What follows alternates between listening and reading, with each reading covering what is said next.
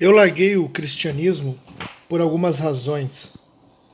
Por exemplo, eu sempre fui uma pessoa muito cética, que preciso de provas materiais, de evidências, né, para poder levar, né, algum assunto em consideração. Então eu me forcei por algum tempo em tentar viver pela fé e tal, né, crendo em coisas que não existiam, evidências, né, na natureza. Evidências que eu digo não são provas científicas e simplesmente provas materiais e científicas, mas são evidências que corroboram com o que você presencia no dia a dia, né, e isso inclui até uma metafísica, inclusive, metafísica do dia a dia. Eu não estou falando que eu sou cientificista e quero provar provas sempre materiais, né, e científicas de algo. Não é sobre isso que eu estou falando. Estou dizendo que o discurso, o ensinamento, o que quer que seja da religião, né, principalmente da religião cristã, espírita e essas religiões deístas de uma forma geral, acabam não corroborando com o que você percebe na realidade, né? Então você percebe que um Deus amoroso, etc., como a Bíblia fala, não corresponde ao dia a dia, né, da vida, né, da natureza.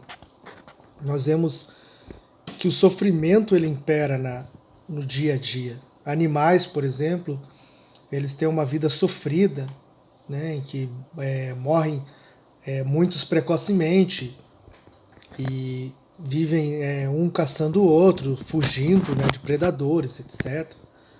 Uma vida de muito sofrimento. Ao nascer, os seres geralmente sentem uma angústia, sentem dor, choram. Já o nascimento já é um momento de dor, né, de tristeza até, né, não de tristeza para os pais, né, mas tristeza não seria a melhor palavra, mas um momento de dor mesmo, de incertezas, né, do que eu vou ser agora, né, sair ali de uma região de conforto que é o útero e vou para o mundo, né, um mundo que geralmente nos espera com mais momentos, né, de dificuldade do que de alegria. Claro, existem os momentos de alegria e tal, mas eles são escassos.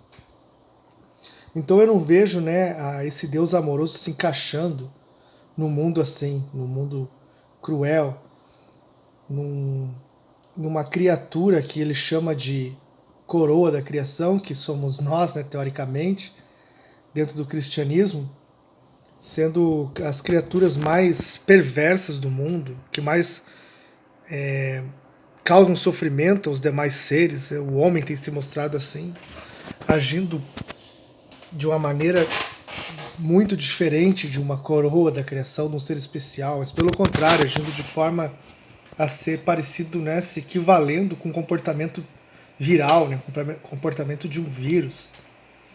Então, se Deus criou isso como coroa da criação, então ele foi muito mal sucedido em sua criação. Então esse Deus perfeito e tal não combina com isso, né, com tudo isso, com o comportamento humano, com o sofrimento que é viver, né, estar na Terra. Hoje muitas pessoas têm uma vida confortável e tal, mas isso não se deve a Deus, não se deve à crença de forma nenhuma. Se deve, né, à evolução do pensamento humano que criou mecanismos de proteção e de conforto, né, de redução do trabalho, que é mais um sofrimento que todos nós estamos submetidos, né, em um sofrimento inevitável, porque todos nós temos que trabalhar, né, todos nós temos que dar o suor para conseguir o nosso ganha-pão. Né? Tirando os gigolôs e políticos, né, que esses aí vivem de boa aí, sempre ferrando a gente. Mas isso é uma outra história. E mesmo que as pessoas, né, os cristãos geralmente falam do livre-arbítrio, que isso é o homem que escolheu, Deus deu a opção, né, da liberdade e tal, mas esse discurso também não responde completamente o problema do mal no mundo.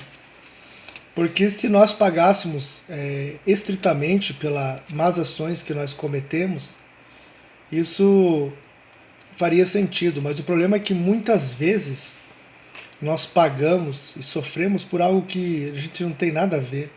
Né? Por exemplo, uma criança que nasce com uma doença, né, hereditária, que tem sua... Né, ela não fez nada para nascer, para pagar aquilo. Né? Tipo, não é culpa dela, é culpa dos pais. E ela paga por isso. Então, que livre-arbítrio essa criança teve para, né, estar sofrendo esse castigo, essa consequência, né, de uma coisa, de um ser completamente inocente, que nasce com AIDS, ou às vezes tem câncer e vive menos de poucas semanas. Ou mesmo essas crianças que são, como nesse caso aí das duas mulheres homossexuais que adotaram, né, a criança, não sei se adotaram, mas decapitaram uma criança e a criança estava viva. Então, que Deus bondoso é esse que nos está defendendo as crianças, que nos está protegendo as pessoas. A gente muitas pessoas fazem as orações para sair de casa e mesmo assim sofrem acidentes e tal. Né? E o cristão sempre fala, né, se a criança foi salva, se você não morreu no acidente, foi a mão de Deus.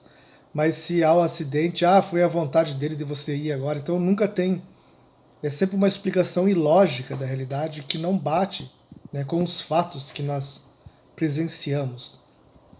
Toda essa ideia também, né, de se crer em fatos extraordinários, como o nascimento virginal, mortos voltarem à vida, etc., que são coisas que a gente não percebe. Só um momento. Bem, voltando ao raciocínio, fui atender o telefone. Então, esses fatos extraordinários, né, o qual o cristianismo se fundamenta, né, ressurreição de Cristo, ressurreição dos mortos, milagres, etc., são sempre coisas que acontecem que não têm evidências na natureza. Muitas pessoas, né, cristãos, se dizem ter vivido essas situações, né, de milagres, de curas, etc., mas são sempre evidências, entre aspas, subjetivas. Né? Não existe... pode ter acontecido muitas coisas para que essas pessoas se curassem, efeitos placebos, a própria resistência do corpo, etc., mas elas sempre atribuem, né, sem uma certeza absoluta a um Deus, né, uma força invisível, etc. Então toda essa ideia, né, também de vida após a morte, né, que já é uma contradição na própria palavra, porque morte é morte, vida é vida, né? Morreu, acabou, não tem vida após a morte. Isso é um conceito criado pelo homem para ele se confortar, né, para ele encontrar um propósito, né, nessa vida terrena aqui e se iludir, né, de alguma forma.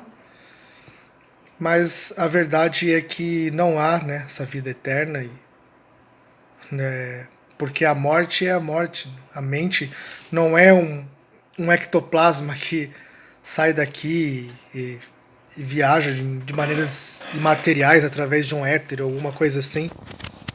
Não, ela... Tipo, tudo que nós somos está aqui, né, nesse organismo, nesse corpo, nessa pele, nesses ossos, nesse cérebro, etc. Então, todas essas coisas eu sempre questionei, mas eu me forçava, né, quando era cristão, a acreditar.